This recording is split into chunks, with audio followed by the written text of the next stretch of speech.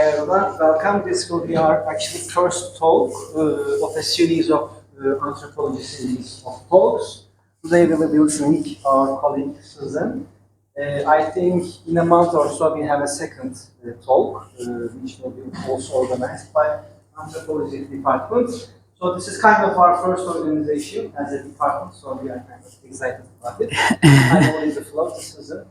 Thank you. Once again. Thank you, Alpan Hoca. And thank you all for coming. I know it's hard to even make yourself come out to things, especially on a Friday afternoon. So hopefully this will be interesting for you. I think I have a few goals in this talk. One is obviously the topic, migration and anthropology. I want to try to convince you that you should care about this topic even if you don't study migration and don't necessarily care about anthropology. So maybe this is a topic that affects us all in some ways if we've ever gone and come from a different place or tried to figure out where we fit. And specifically the topic of belonging. I put the subheading, how does belonging matter and why should I care? Because it's kind of like saying belonging maybe is a topic that we don't think about enough, I think. We should think about it more. And both from the perspective of, but also from the perspective of how we live our lives and make people feel included, or what keeps people in our group, what keeps people out. Just kind of that question of identity and community is basically what belonging is about. And I'm very interested in that in anthropology. And I think this talk is also an opportunity to introduce myself and my research. Even though, actually, I'm really glad to do this because even though I know almost all of you here, I think even you are, I think, new anthropology double majors, right, or minor students. So, yeah. We know each other, but in a way, I don't know if I've ever talked about my research with you all, or, like even just kind of explained what I do, what are all these different projects that I'm part of, and how do they relate to this topic, and is it relevant to other people outside of just a small subfield. So I'm glad to have this opportunity to talk a little bit.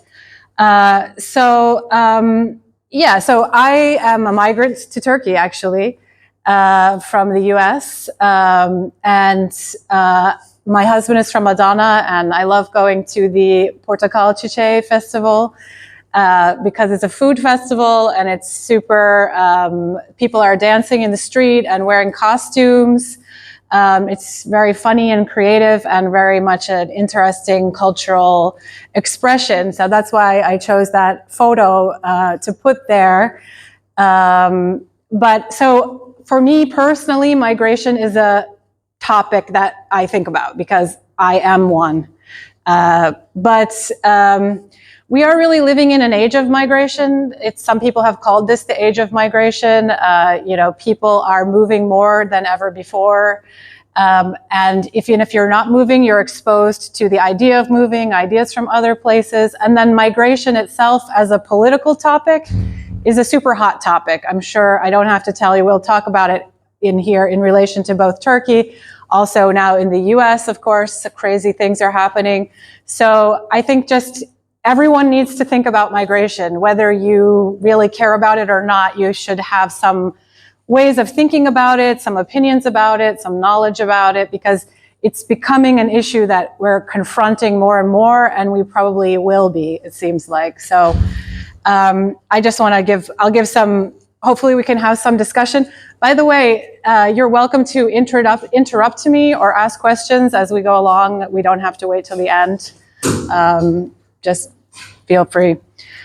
So just very briefly, what is anthropology? Just in case there's anyone who's not sure what anthropology is. It's one of the social sciences. It's one of our new departments. It's super exciting to have this department. It's very special and we're very lucky that we have it.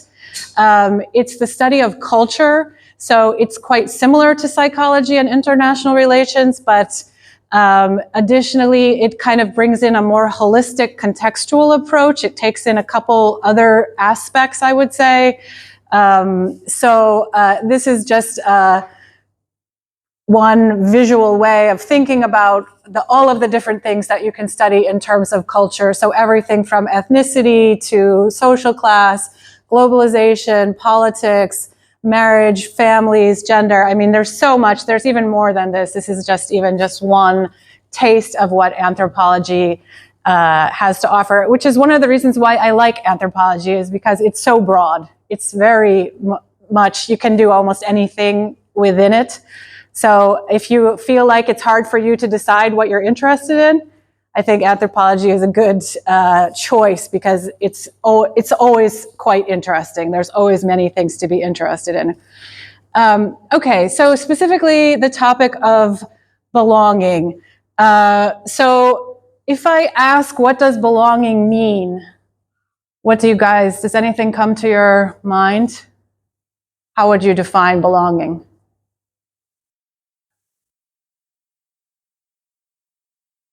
Seçil? Feeling connected to place I live.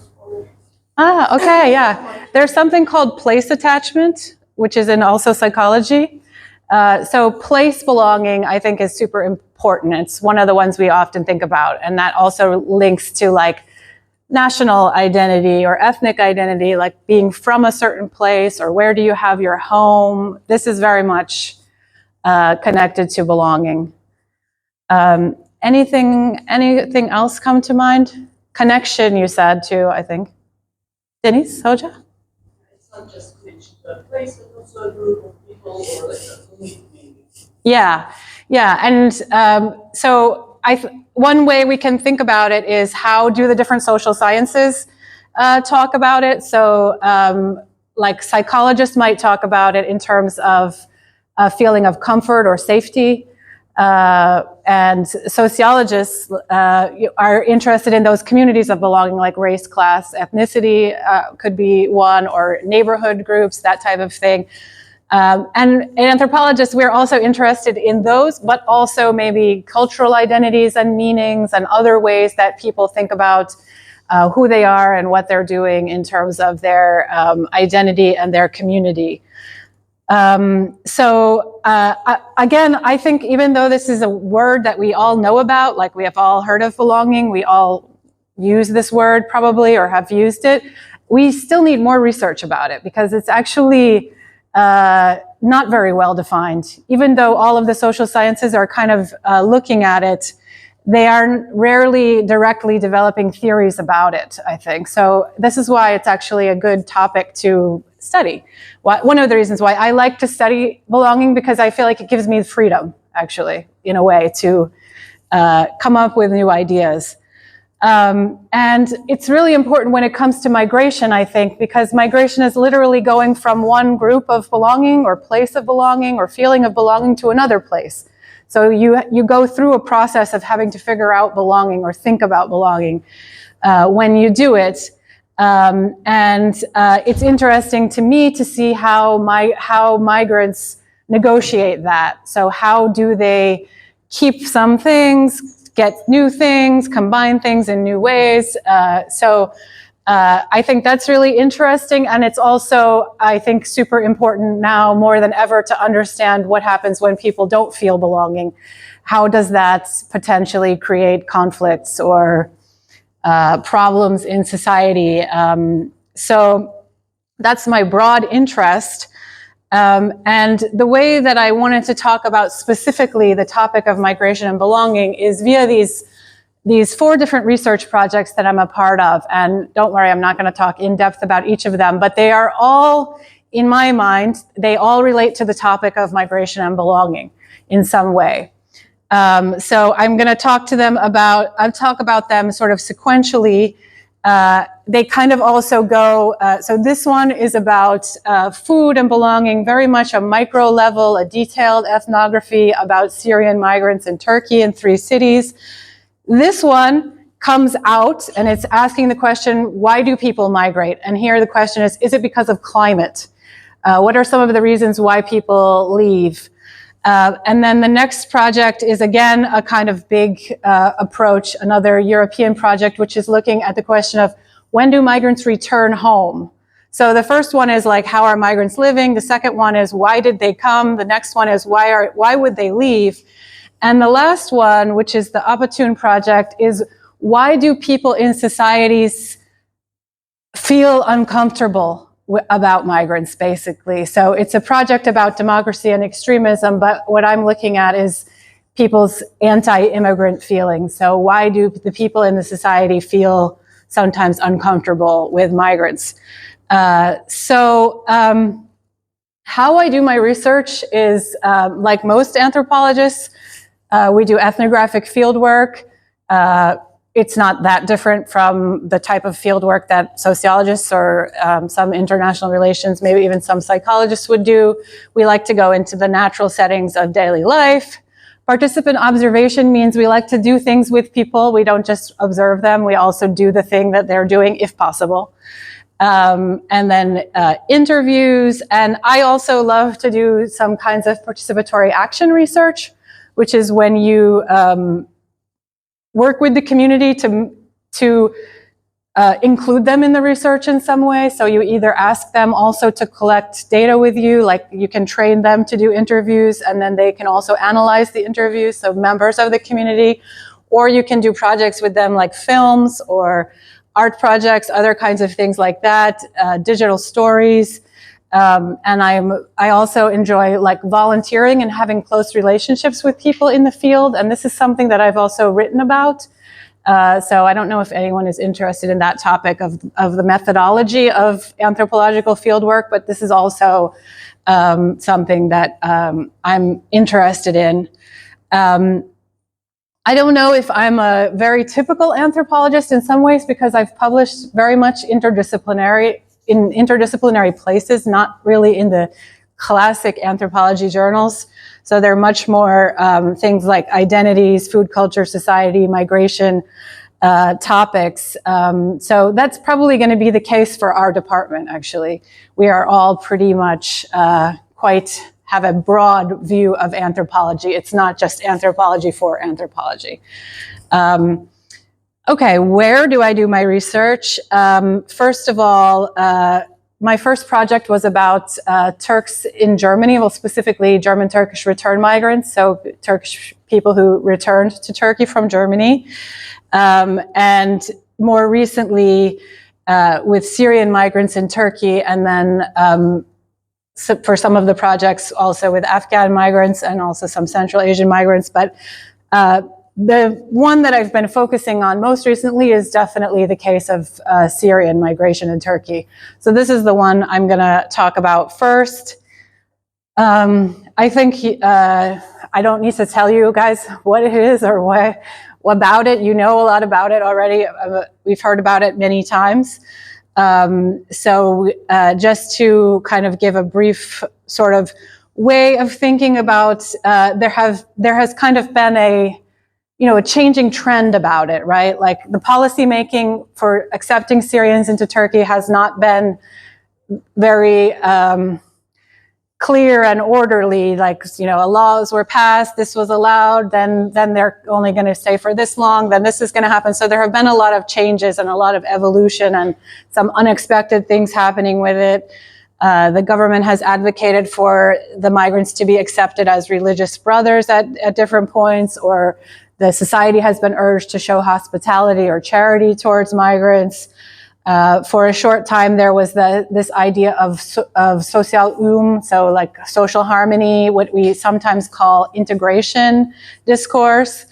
But in the last 3 to 5 years, it's completely gone away, pretty much. It's mostly a security discourse now. Mostly you see anti-immigrant things in the media, and the idea of return. So I'll talk about the return of Syrians. I'm sure that might be an interesting topic. Are they going to return now that the Assad regime fell? But that seems to be where things are now. Like few people are talking about, oh, Syrians will integrate into Turkey and become part of the society. It's more like, when will they go? How many are going? How can they go? So it's been kind of a change over time, even since the time when I started studying this topic. So when I applied, so I'm talking about this TÜBİTAK project that was looking at food and belonging, and it's comparing Istanbul, Gaziantep, and Hatay. And we chose those cities because Gaziantep and Hatay are kind of like food cities in Turkey, as you know, and they also have a very interesting ethnic identity and historical history in Turkey. So we wanted to see how Syrians would maybe be connecting to local people in those 3 different cities. So how can we understand their belonging? So some questions, just to give a general background.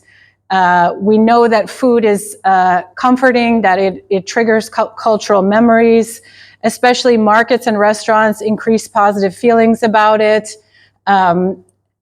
Some research has shown that the acceptance of an ethnic group can be indicated by whether the people in the society eat the food of that migrant group. It's also associated with higher levels of income, education, and social class in the UK and the US. This would be something interesting to study in Turkey. I don't know if there's any research. People who are willing to go to Fatih and eat in a Uyghur restaurant or eat falafel, or, are they more adventurous, upper class? I don't know, that would be interesting to know about who are the people who are willing to eat ethnic food in Turkey. Whereas sushi, a lot of students in my classes always say sushi is their favorite food. So it's like, okay. So we also know that migration can change foods. So the Turkish versus so-called German donor, I know that it's really still a Turkish donor, but it is a little bit different, what it might have in it. Another thing we want to ask about belonging is is it like people are becoming different from the host society when they cook their own food? Or are they kind of creating a new identity by making sort of food that's sort of like their home food, but maybe different? Are they including themselves in their own community, or is it a way of becoming part of the new community? Like, what does it mean if somebody opens a restaurant with their own ethnic food? Like, does it signify belonging in the new society or in their community, or, how should we interpret it? I mean, what we would basically argue is it is both. So they are cooking their foods to find connection with their past, with their society. So they have children. People have been here now for 13 years. There are children who are born in Turkey that don't have any memories of Syria. So making the food is one way of giving the child some connection to the family's history, identity, place, belonging. I think it is I also see it as a type of social integration. So I think if any of you, they are looking to bring people into also trying their food. I mean, how many people are open to it or how much it is happening is another question. But I think there is making the food, bringing the food, opening restaurants, sharing food with neighbors. There is definitely an aim for them, at least, to have some kind of connection. And I thought I could talk about this one food. Has anyone ever had this food before, luhia? It's actually, you have? In Ayvalık?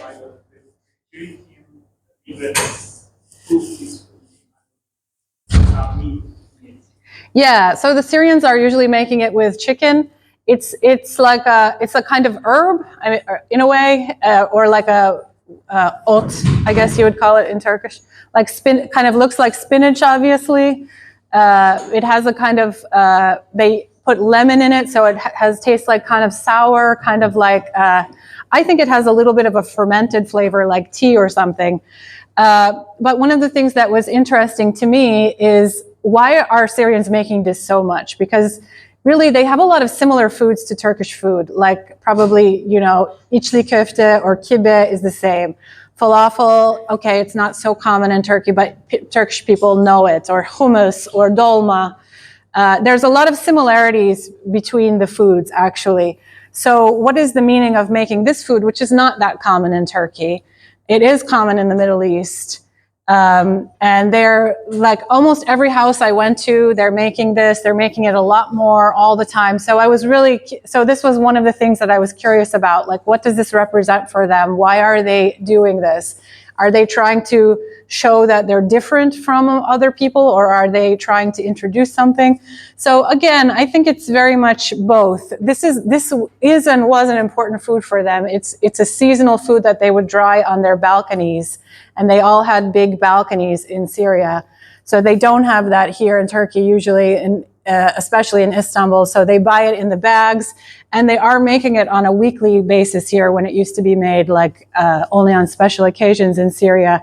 And again, it's very much trying to give a taste of Syria, like they see it as a unique food for them. So it's partly because it's unique that they want to make it more.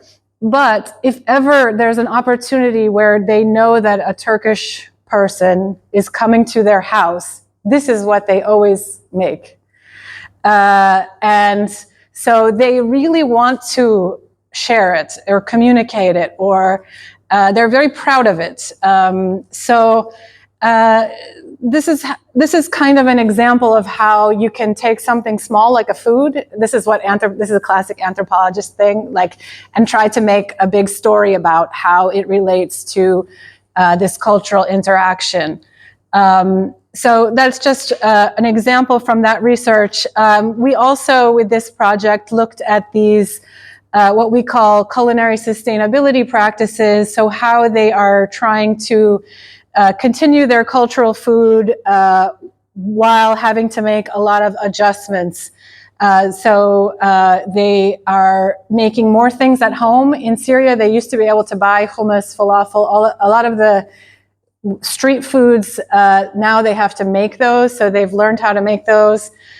They're making a lot of adaptations and adjustments, especially because of cost, like cooking foods that normally would be beef, like the içli köfte, the kibe, they're making it with chicken instead, or sometimes the combinations of things, different kind of recycling. So this was just, we're trying to show that these women who are not educated formally and don't have a lot of autonomy can be super creative and are playing an important role in sort of continuing the culture and sort of, yeah. And then the last thing I want to talk about related to this project is, this is a project that I did with Merve Azizoğlu from the architecture faculty. She teaches a course called on filmmaking. And so we kind of did this project together where I went into the course and talked to the students about anthropology of food, migration, and then the students went out and made films with migrants in Istanbul. And so I thought I could just quickly play for you. This is only a 2-minute film. Hopefully it will work. مثل حبة واحدة تحملها الرياح وجد هذا اللاجئ نفسه في أرض أجنبية هاربا من عواصف الحرب. كان تاجرا في العراق وهو الآن صاحب مطعم متواضع في تركيا. هذه الرحلة هي تجسيد للروح البشرية جنبا إلى جنب مع عائلته. افتتح مطعما عراقيا أصيلا وهو مكان يجلب نكهات وطنه للآخرين. الأرز هو العنصر الرئيسي الموحد الذي يشكل جوهر الطاولة مع 4 أطباق أرز تقليدية تصنع كل يوم، مثل مطبق السمك والأوزي والأرز والتبيت. فهي لا تقدم الطعام فحسب، بل الحنين إلى الماضي، من التجارة إلى امتلاك مطعم. تعكس حياته حب الإنسانية والتكيف مع بلد أجنبي.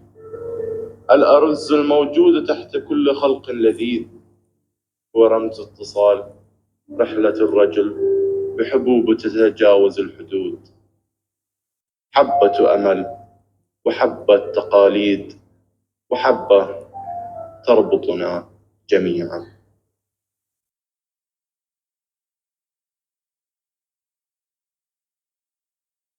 So each of the students, this was a student, Daria Machub, I'll say, she's still a student here. She's super talented that she did this animation basically, but she did an interview with that restaurant owner and then she made it into an animation. Some of the students did did other types of film, more documentary style or all different topics. They came up with the concept of grains, like each student chose a grain and then told a migration story through a grain. So it was like combining the idea of migration, food, and film. And they're just super. They're just very, very talented, and it was super fun. So I don't know how easy. I mean, I did this as a extra thing. I didn't do this as an official, course. I just went into her class a few times, but it was super fun. And I don't know if we could do more of those types of things. But I just wanted to show, this was like an example of our brainstorming, memory, transformation of the spaces, rice, Indonesia, Thailand, dumpling, just kind of like the students coming up with their own ways of perceiving, and then they did research and did the field work. So maybe we could also do something like that with our anthropology students and other faculties. Okay, so that was the kind of, like I said, the very classic type of anthropological project, which is very much focused on people's identity, cultural meanings. Now I want to talk about another project, which is sort of asking the question of why do people migrate? And there's kind of a very pressing question within this question. But first, maybe I can just ask you, what do you think are the reasons, some of the reasons for people to migrate?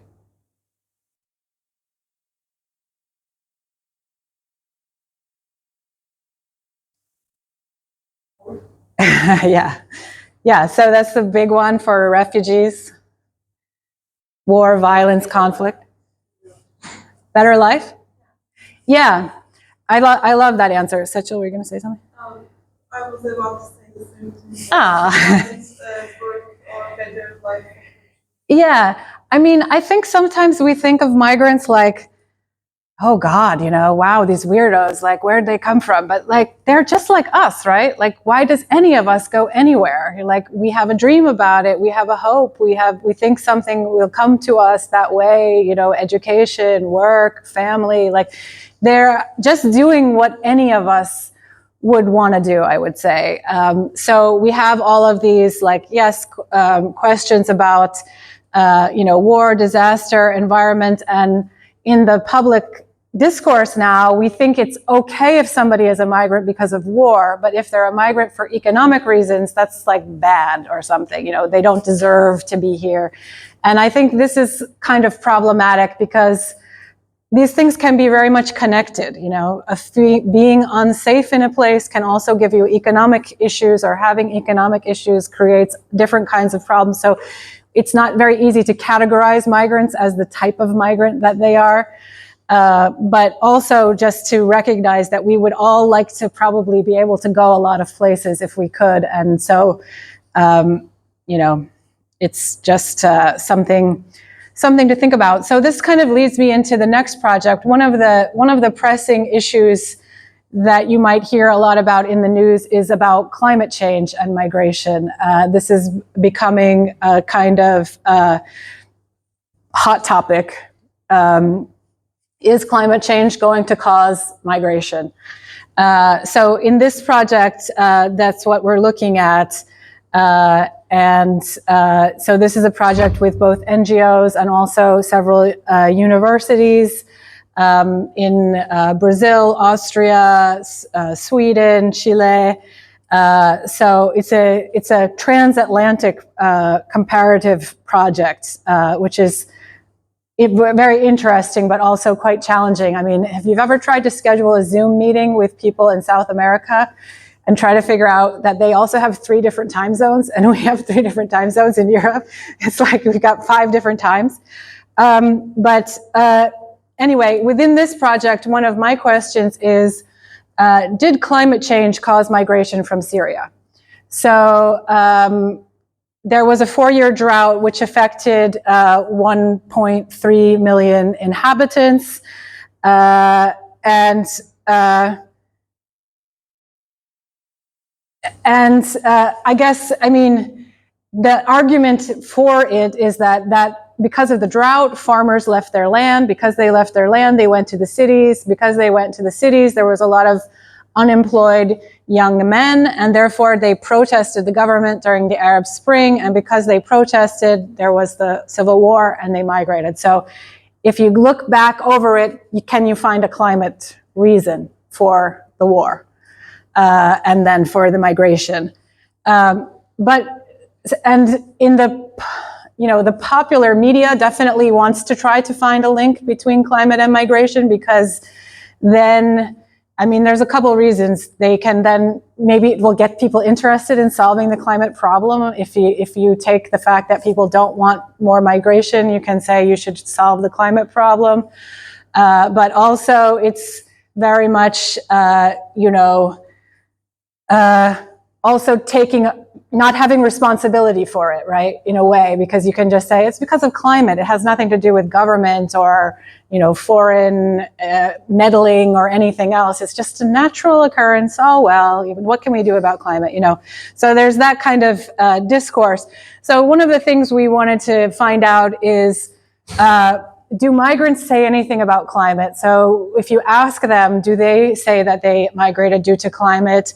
And they really almost never do. They rarely actually ever talk about talk about climate, even in other contexts. Only if they're like directly affected by flooding, or people usually talk about something else, and you have to find the climate as like a second, third, or fourth kind of cause or aspect. So it's kind of, I think this is an interesting challenge in social science. This way this discourse is used in the global north to sort of, say that people are climate migrants, but then some countries don't want to accept that they're climate migrants. Migrants are not saying that they migrated because of climate. So how can we make the links between climate migration and the discourses? It's also very challenging. In this project, we're working with climate scientists. And I don't know if any of you, has anyone ever worked with scientists, but it's very difficult to communicate with them from social science point of view. I feel like they really work with very huge, water patterns, changing over 10-year time. And then you try to put that into a person's life. It's like, what? It's such a hard gap. It's such a hard communication gap between us. It's one thing to collaborate between anthropology, psychology, IR, I think, but collaborating with those meteorologists is super challenging, but we have to find a way, I think, if you want to study this topic, especially because I think social science probably isn't enough for it. We also do need the other science.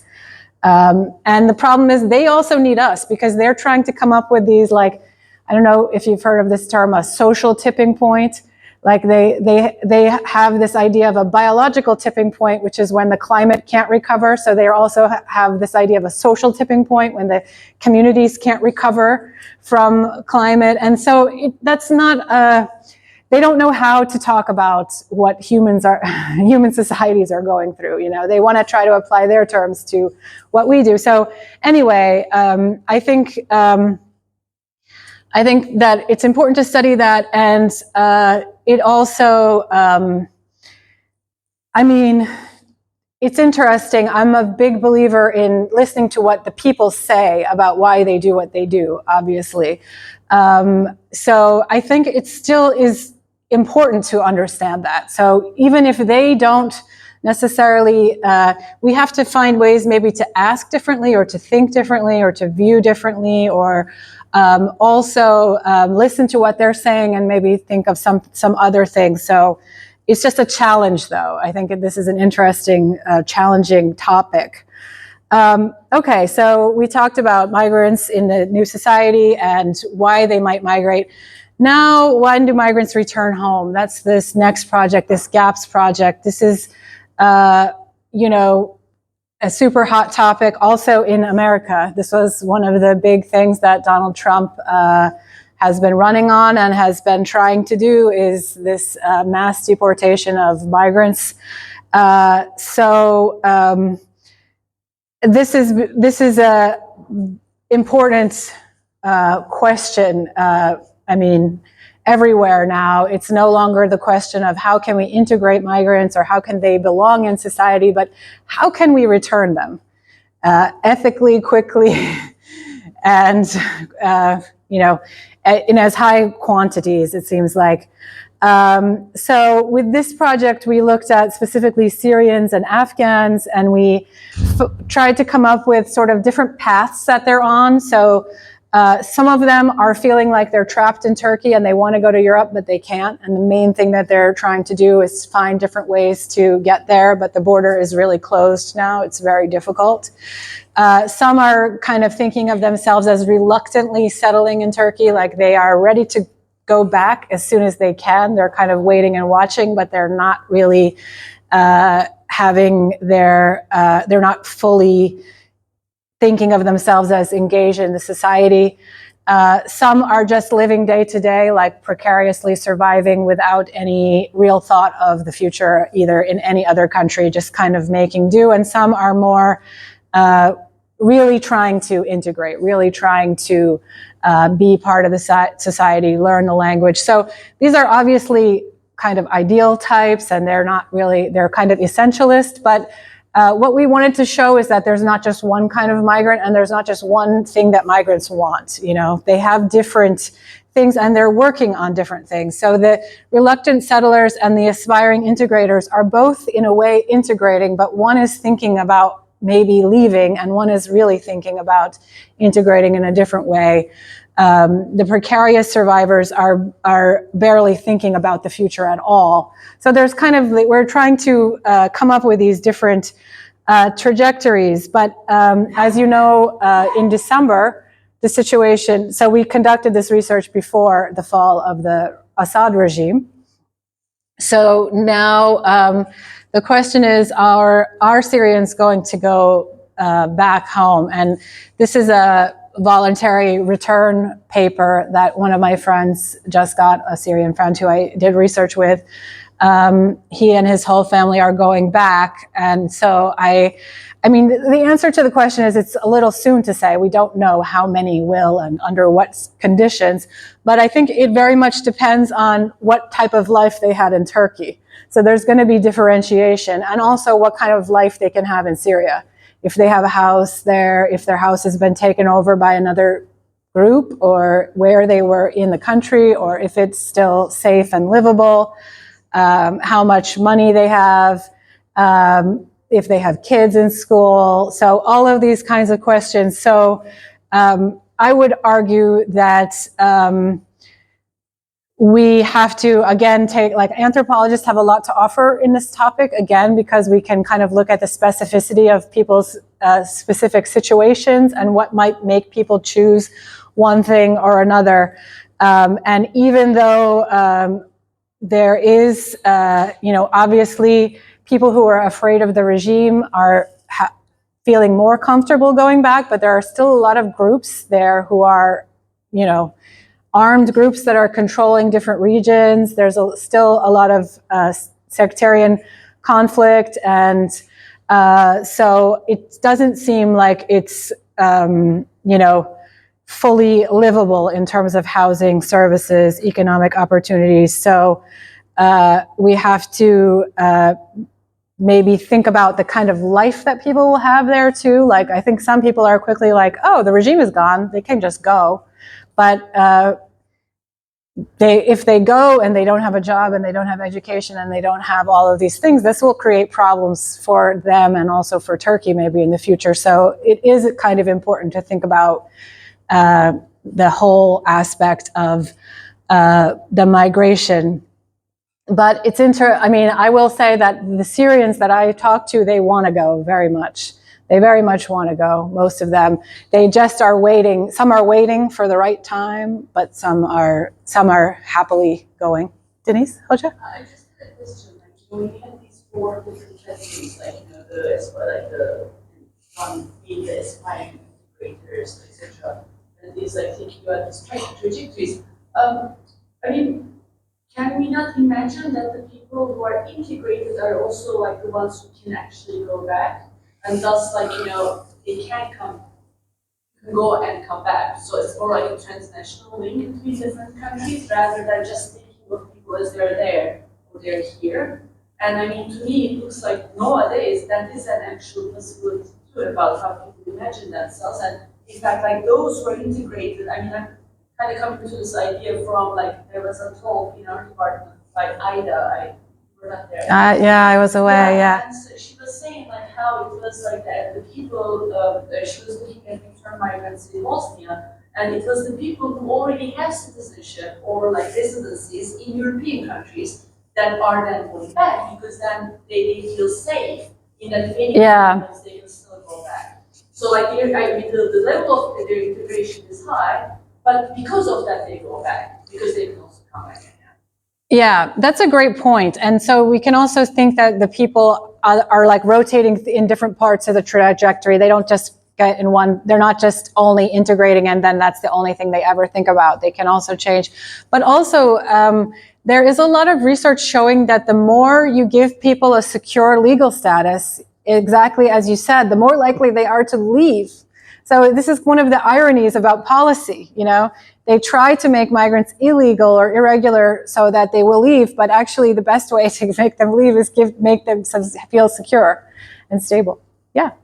So related to the previous comments, the fact that if a migrant is already quite integrated in the host country and then therefore is more willing to go back because they can come back again, isn't it something to do with having more access to capital, like they very economic, especially resources to go there and then come back? They might already have left their homes there, and then they might go back and reclaim them, but they, continue to live here or make investments there, for example, for construction purposes and so on. So I'm wondering about this. If you want, I can if you guys are really interested, I can send you the paper because this is just obviously a really short version. But we did try to look at social networks and mobility. We call it mobility capital. So what type of resources do they have to potentially stay or go for each of the trajectories? And then we also compared this with migrants in Morocco. And so, yes, but the answer to your question is yes. So that matters. So this is not like saying that anyone can do anything. It's also about their other sort of social position that affects their agency and aspiration is what these refer to for us. Yeah. So that paper is is it still? I would be very interested to read, and I'm just wondering if you have reached an overall conceptual. I'm so happy you're interested. I'll be happy to talk to you about it. Actually, I'm going to be presenting it for the first time next week at a workshop. But yeah, we are trying to combine.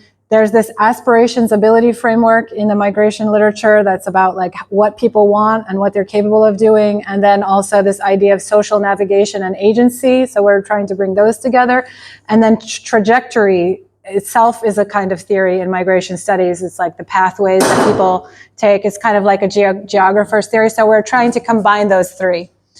So feedback would be totally great. I'll be happy to share that with you. This is hot off the presses. This is not like completely, worked out. So,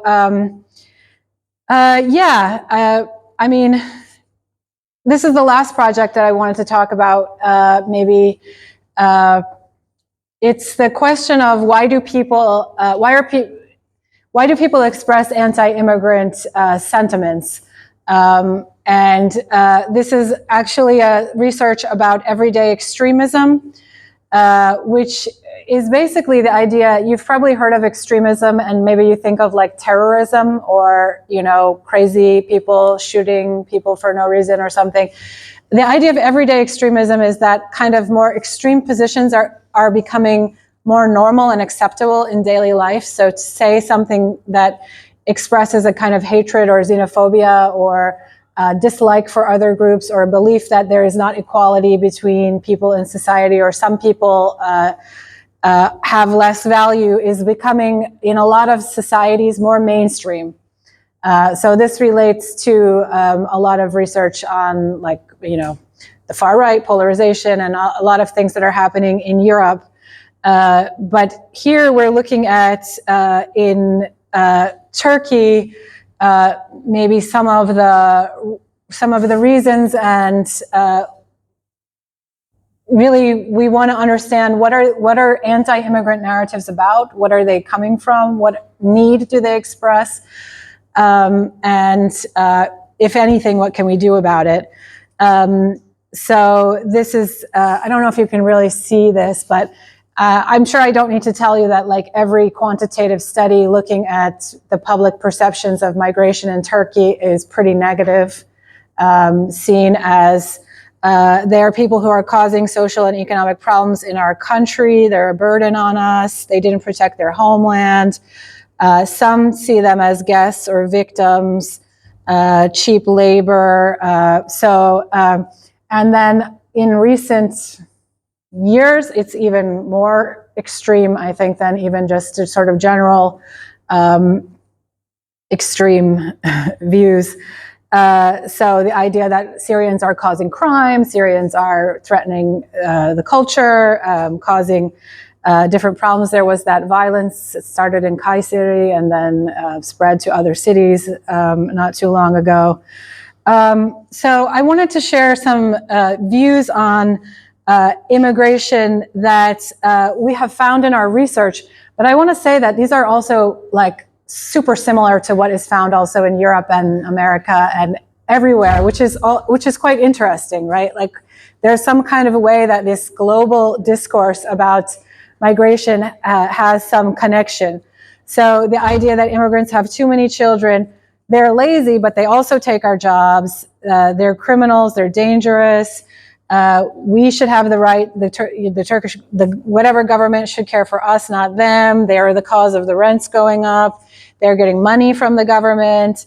They should be fighting for their country, not taking handouts. They're too religious, backwards, ignorant. So there's just a lot of, like, some of them are stereotypes, some of them are perceptions, some of them are based on some experiences.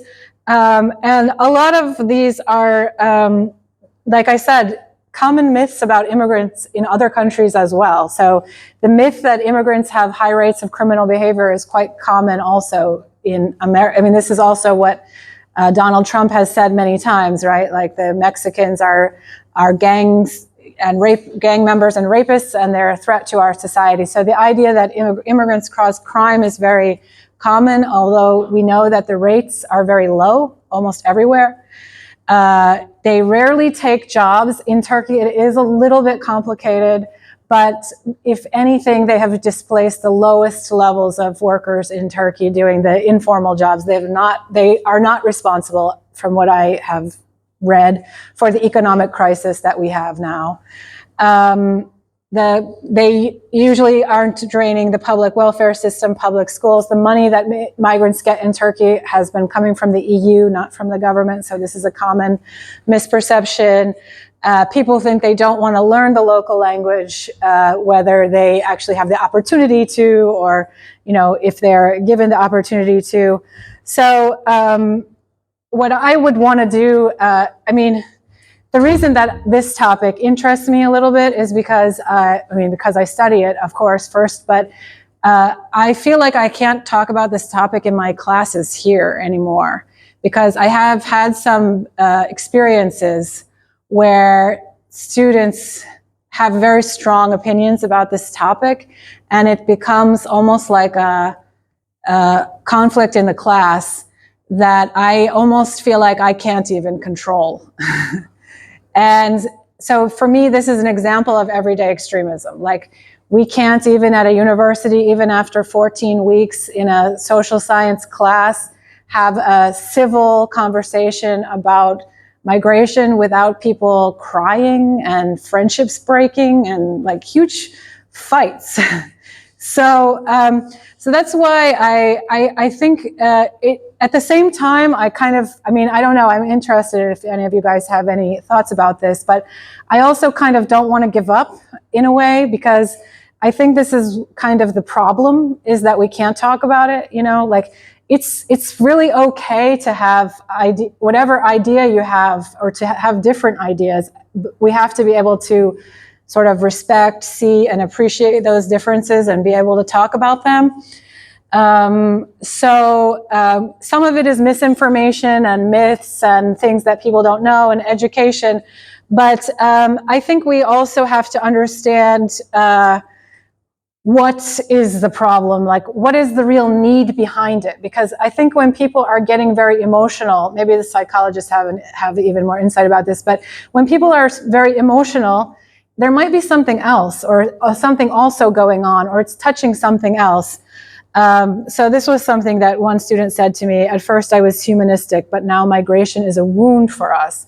So I thought that was a very interesting way of putting it, you know, like I first felt they're humans and we have to, you know, but now it's like a painful topic, and I don't, you know, and she was a student who otherwise was very much, you know, open to accepting migrants. So some of the theories, this theory of ontological insecurity or security, is coming from IR. So it's the idea that people feel uncertainty, and not just uncertainty, but they feel like they might not exist anymore. That's the idea of ontology. Like they might, their people, their group, their culture may be at threat, an ultimate threat of existing. So this could be a reason for, you know, just kind of people are feeling this, and then the Syrians kind of become caught up in these kind of anxieties. Obviously, polarization is a huge factor in Turkey and in many countries. Feelings of injustice, grievance, alienation. Yes, high numbers of migrants. Yes, economic challenges in society. So there is sort of like, kind of like factors that are happening.